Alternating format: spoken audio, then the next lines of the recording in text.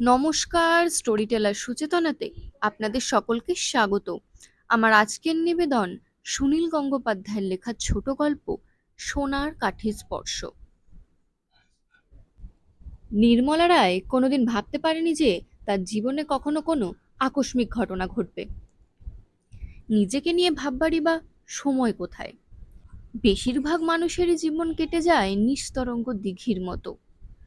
কিছু আনন্দ দুঃখ, অভাব, কিছু স্বপ্নভঙ্গ, কিছু চাওয়া পাওয়ার অমিল। নাটক নোভেলের মতন আকস্মিক ঘটনা প্রবাহ কিংবা হঠাৎ জীবনের গতিবদল কজন মানুষের জীবনে হয়? নির্মলা ট্রামের অপেক্ষায় ছিল। একটু রাত হয়েছে, ঠিক শীত নেই, হাওয়াতে কেমন যেন গাটা শিরশির করে। কিছুক্ষণ দেরি হচ্ছে ট্রাম আসতে। ক্লান্তিতে শরীরটা ভেঙে আসছে। সারাদিন একটুও বিশ্রাম নেই। পাশে পানের দোকানে দু তিনটে ছেলে বসে জটলা করছে।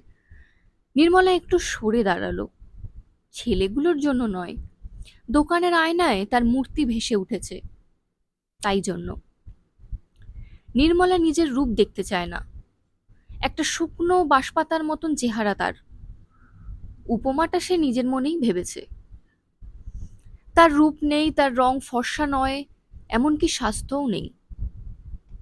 এরপর তার চোখ নাক কিরকম সে কথা আসেই না। নিজের কথা ভেবে কখনো তার সমস্ত শরীরটা শিউরে ওঠে, যেন তার পায়ের নিচে এক অতল স্পর্শ পাতাল। দিনের পর দিন সে একটু একটু করে নেমে যাচ্ছে। সমস্ত জীবনটাই তার শুধু কীটপতঙ্গের মতো বেঁচে থাকার চিন্তা। শুধুই টিউশন আর মাস্টারি। ক্লান্তি আর খিদে মিলে কেমন যেন একটা অভিমান আসে। কার বিরুদ্ধে অভিমান সে নিজেই জানে না। বুকের মধ্যে খানিকটা বাষ্প জমা হয়ে ওঠে। শেষের টিউশনটা এমনই বিরক্তিকর। এক বড়লোক বিনেতি মশলার দোকানদারের মেয়েকে পড়াতে হয়। ওর বাবা মা জীবনে কখনো বই ছুঁয়ে দেখেনি বোধহয়। বিয়ের কথাবার্তা হচ্ছে, একটু বর্ণ পরিচয় করানো দরকার। কিন্তু বিয়ের নামেই মেয়েটার ভাবভঙ্গি দেখে ঘেন্না করে নির্মলার। দূরে একটা বাস দেখা যাচ্ছে, কিন্তু তার যে ট্রামের মান্থলি টিকিট আছে, শুধু শুধু বেশি পয়সা খরচ করবে কেন? মনে মনে যখন নির্মলা এই অতিরিক্ত পয়সা খরচ নিয়ে তর্ক করছে, তখনই তার জীবনে সেই নাটকীয় ঘটনাটি ঘটল। নির্মলা যা কোনো দিন ভাবেনি। স্বপ্ন নয়, স্বপ্নের মতো। একটা চকচকে নতুন মডেলের মোটর এসে দাঁড়ালো তার সামনে। তার মধ্যে থেকে একটা ঝকঝকে চেহারার যুবক মুখ বাড়িয়ে বলল, নির্মলা দেবী, চিনতে পারলেন? নমস্কার। নির্মলা অবাক হয়ে নমস্কার করল, কিন্তু চিনতে পারে না। অথচ কেমন যেন চেনা চেনা মনে হচ্ছে। মনে হচ্ছে এইরকম মুখ তার অনেকবার দেখা। চিনতে পারলেন না তো? যুবকটি হাসল। আমার নাম সুবিমল চৌধুরী। অনুশীলাকে মনে আছে তো? আমি তার দাদা। সেই যে অনুশীলার বিয়েতে। নির্মলার মনে পড়ল, সে তখন কলেজে পড়তো। তার সঙ্গে বন্ধুত্ব ছিল অনুশীলার। কিন্তু সেসব দিনের কথা তো এখন তার আর মনে পড়ে না। কোথায় অনুশীলা আছে সে খবরও সে রাখে না। অনুশীলার বিয়েতে সে গিয়েছিল ঠিকই, বিরাট বড়লোকের বাড়িতে বিয়ে। সেখানে তার দাদার সঙ্গে আলাপ হয়েছিল কিনা মনে পড়ল না। তবু সে বলল, কেমন আছেন? অনুশীলা কেমন আছে? একটুক্ষণ এইসব নিয়ে কথা হলো। অনুশীলা আছে কালিম্পংয়ে, তার স্বামীর মিলিটারি অফিসার। গত বছর কলকাতায় এসেছিল সে। পুরনো বন্ধুদের খোঁজ করছিল। তার একটা ছেলে হয়েছে।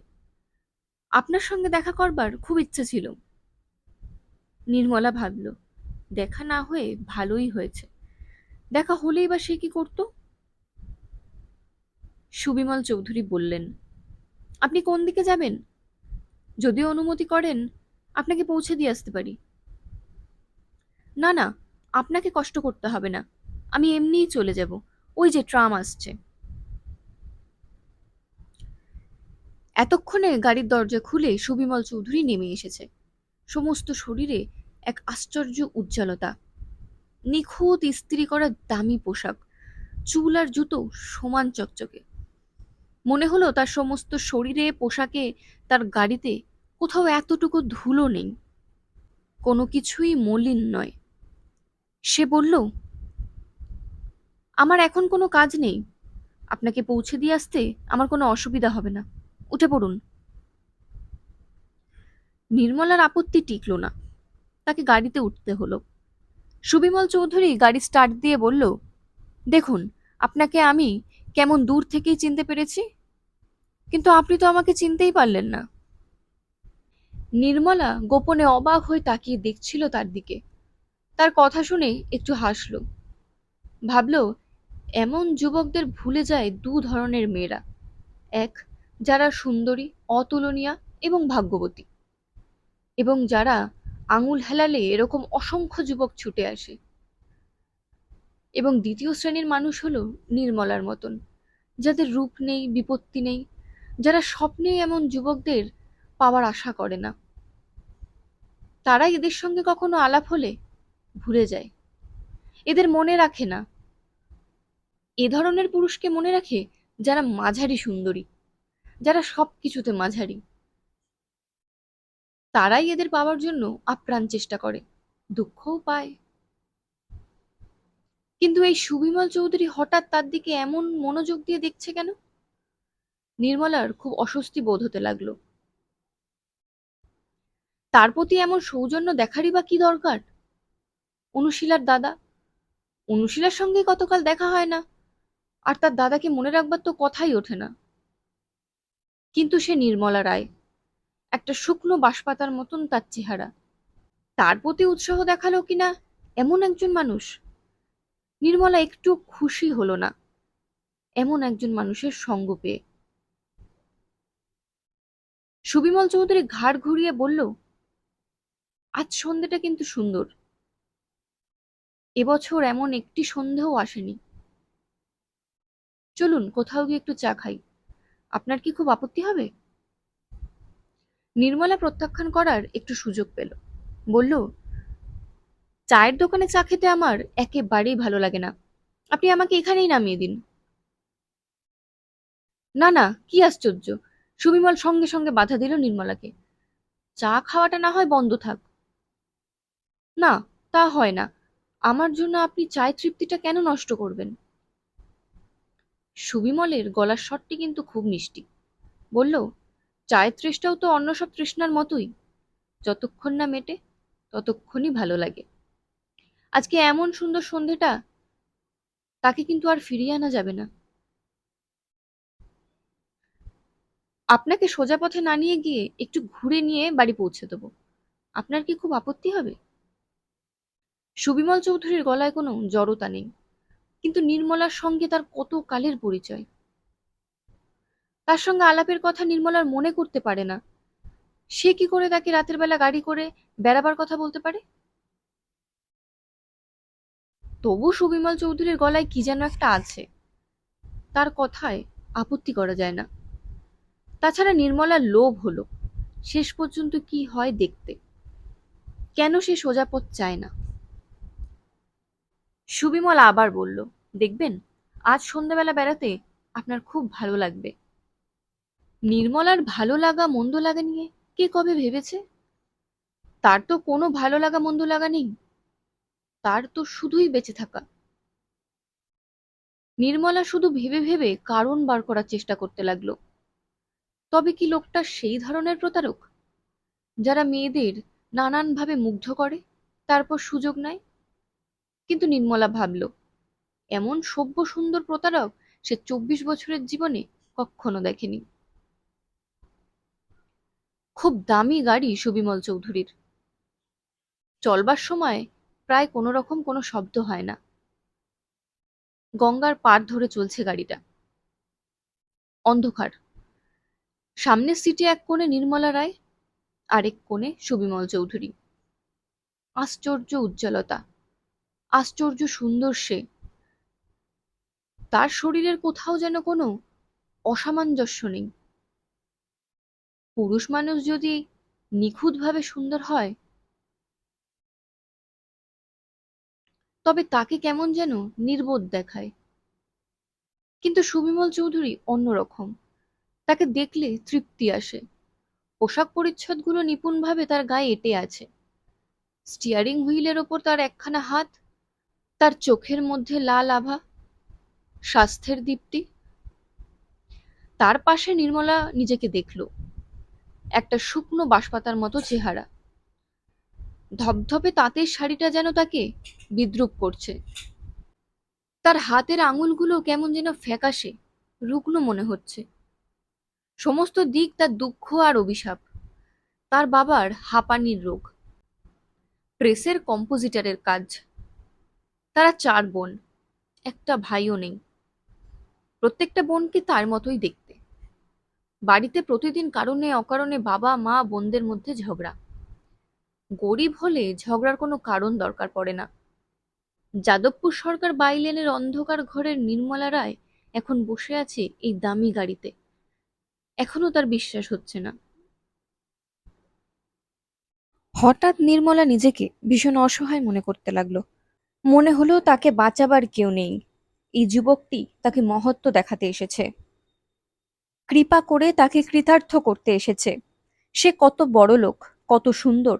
সে দয়া করে এই কুরুপা মেয়েটির সঙ্গে আজ এই সন্ধ্যেটা বিসর্জন দিতে এসেছে। নির্মলার আর কিচ্ছু ছিল না, কিন্তু আত্মসম্মানটুকু ছিল, তাও সে হারাতে বসেছে। গাড়িটা কলকাতার ভিড় ছাড়িয়ে একটু বাইরে এসেছে। একটুক্ষণ চুপ করে থেকে কথা বলল সুবিমল চৌধুরী। আপনি হয়তো বিশ্বাস করবেন না নির্মলা দেবী, আপনাকেই আমি খুঁজছিলাম। প্রথম যেদিন আমি আপনাকে দেখি, তারপর থেকেই আপনার কথা ভেবেছি। নির্মলা চুপ করে রইল। মনে মনে বলল, মিথ্যে কথা।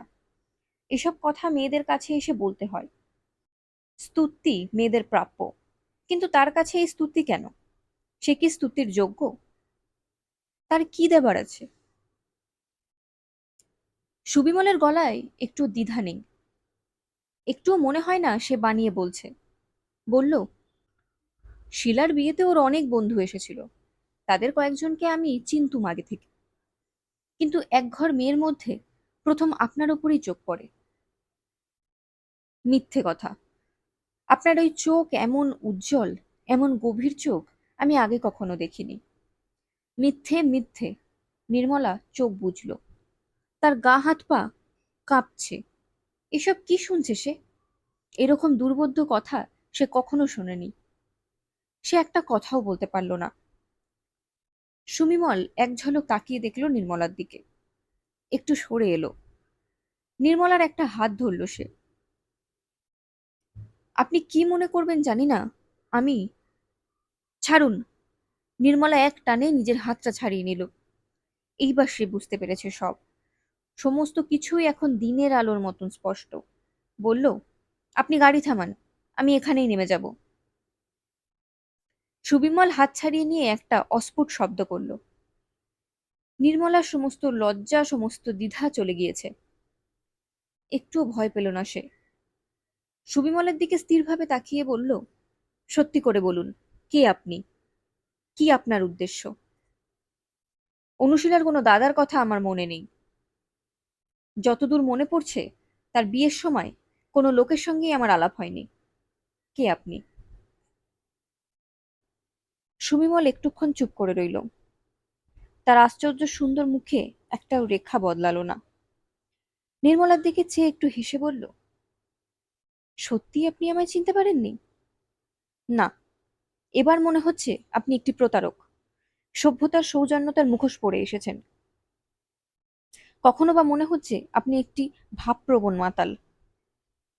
কি করছেন আপনার নিজেরই খেয়াল নেই। আর কখনো মনে হচ্ছে আপনি সাক্ষাৎ স্বর্গ থেকে নেমে এসেছেন। আমার মতন সামান্য মেয়েদের দয়া করাই আপনার পেশা। সুমিমন বলল, আর থাক। আপনি গাড়ির দরজা খুলে দিন, আমি এখানেই নেমে যাব। সুবিমল চমকে উঠল। সে কি, এত দূরে এই অন্ধকার রাস্তায়? হ্যাঁ, এখানেই। গাড়ির মধ্যেও কম অন্ধকার নয়। নির্মলার প্রত্যেকটা কথা উঁচু সুরে বাধা যেন ঝনঝন করছে। ভয়ানক উত্তেজিত হয়ে পড়েছে সে। কলকাতা ছাড়িয়ে এসে নির্জন পথে গাড়ি থেমে আছে। একঘেয়ে ঝিঝির ডাক, গাছের পাতার শব্দ, অন্ধকার রাত। সুবিমল বলল, না, তা হয় না। এ পথে চোর ডাকাতের ভয় আছে। চোর ডাকাতেরা আমাকে ছেড়ে দেবে। আমার কাছ থেকে তাদের নেবার কিছুই নেই। সুবিমল বলতে গেল, আপনি ভুল করছেন। নির্মলা তাকে চুপ করিয়ে দিল। হঠাৎ নির্মলা দুহাতে মুখ ঢেকে ছেলে মানুষের মতন কেঁদে ফেলল। কান্না মেশানো গলায় বলল, বলুন আপনি কে? কেন এসেছেন আমার কাছে? আমাকে অপমান করবার, আমার চেহারা নিয়ে বিদ্রূপ করার অধিকার আপনাকে কে দিল? কে চেয়েছে আপনার দয়া? মানুষের বাইরের রূপটুকুই বুঝি সব? নির্মলা কথা বলল না, কাঁদতে লাগলো শুধু। কান্নার আবেগে তার সমস্ত শরীরটা ফুলে ফুলে উঠছে। এসব কথা শুনলে তার ন্যাকামি মনে হয়। বাইরের চেহারাটা কদাকার হলে ভেতরের রূপটা কে দেখতে চায়? সুবিমল অত্যন্ত ধীর এবং শান্ত গলায় বলল, আপনি যখন আমাকে চিনতেই পারেননি, তখন আর আমার অন্য কিছু পরিচয় দেবার নেই। আমাকে আপনি বিশ্বাস করুন, আমি আপনাকে বাড়ি পৌঁছে দিয়ে আসছি। সমস্ত ফেরার পথটায় একটাও কথা হলো না। নির্মলা শুধু সেই হাতে মুখ ঢেকে চুপ করে বসে রইল। শুধু একটা না মৃদু শব্দ শোনা গেল, যন্ত্রের কিংবা কান্নার। নির্মলার বাড়ির গলিতে গাড়ি ঢোকে না। একটু দূরে বড় রাস্তায় গাড়ি থামলো। নির্মলা একটিও কথা না বলে নেমে গেল গাড়ি থেকে। যতক্ষণ গলির মধ্যে নির্মলাকে দেখা গেল, ততক্ষণ গাড়িটা দাঁড়িয়ে রইল। তারপর আস্তে আস্তে চলে গেল। নির্মলা একবারও ফিরে তাকালো না যুবকটির দিকে। বাড়িতে ঢোকবার আগে নির্মলা নিজেকে যেন ফিরে পেল। নিজেকে প্রস্তুত করে নিল একটু। এতক্ষণ সে কোথায় ছিল? এই তো তার নিজের জায়গা, তার চিরকালের জায়গা। প্রতিদিনের মতন ক্লান্ত অবসন্ন নির্মলা রায় বাড়িতে 5 ঘর ভাড়াটে। একটু রাত হয়েছে, তাই কলকলানি একটু কম। তাদের ঘরেও সকলের খাওয়া হয়ে গেছে। রান্নাঘরে শুধু মা তার জন্য ভাত নিয়ে বসে আছে। যেন বিধবা মা তার একমাত্র ছেলের জন্য বসে আছে। নির্মলা একমাত্র ছেলের মতোই। তার টিউশনিও এবং মাস্টারির টাকাতেই সংসার চলে। আজ কিছু খেতে পারল না নির্মলা। অন্য দিনের চেয়ে আজ আরো অনেক বেশি ক্লান্ত লাগছে। নির্মলা কাপড়টা পর্যন্ত বদলালো না। কিছুক্ষণ নিঝুম হয়ে বসে রইল। 3টে বোন শুয়ে আছে। 9 থেকে 20-র মধ্যে বয়স। প্রত্যেকেই কালো, কেউ সুন্দরী নয়। এদের একদিন কেউ এসে হয়তো অপমান করে যাবে, দয়া দেখাতে আসবে। নির্মলা দেয়ালের কাছে আয়নাটার সামনে গিয়ে দাঁড়ালো। রাতে মেয়েদের আয়নায় মুখ দেখতে নেই। নির্মলা দেখল, তার মুখে এখনো চোখের জলের দাগ শুকোয়নি। আয়নার মধ্যে যেন দেখা গেল সেই যুবকটিকে, সুবিমল চৌধুরী। ওই লোকটা আজ তাকে স্পর্শ করেছে। তার 24 বছরের জীবনে এমন কখনো হয়নি। ওই লোকটাকে সে ঘৃণা করবে? তাকে ভুলে যাওয়াই উচিত। সত্যি, ও কে? কোথা থেকে এসেছিল? ও তো ইচ্ছা করলেই কত সুন্দরী মেয়েদের পেতে পারে। তবু নির্মলাকে ছুতে এসেছিল কেন? দিদি, তুই শুবি না? নির্মলা ছোট বোনের দিকে তাকিয়ে একটু হাসল। 9 বছরের মেয়েটা ঘুম ঘুম চোখে কিছুক্ষণ অবাক হয়ে ওর দিকে তাকিয়ে রইল। তারপর আস্তে আস্তে মুগ্ধ গলায় বলল, দিদি, আজ তোকে কি সুন্দর দেখাচ্ছে। রংটাও ফর্সা হয়ে গিয়েছে। তোর কি হয়েছে রে?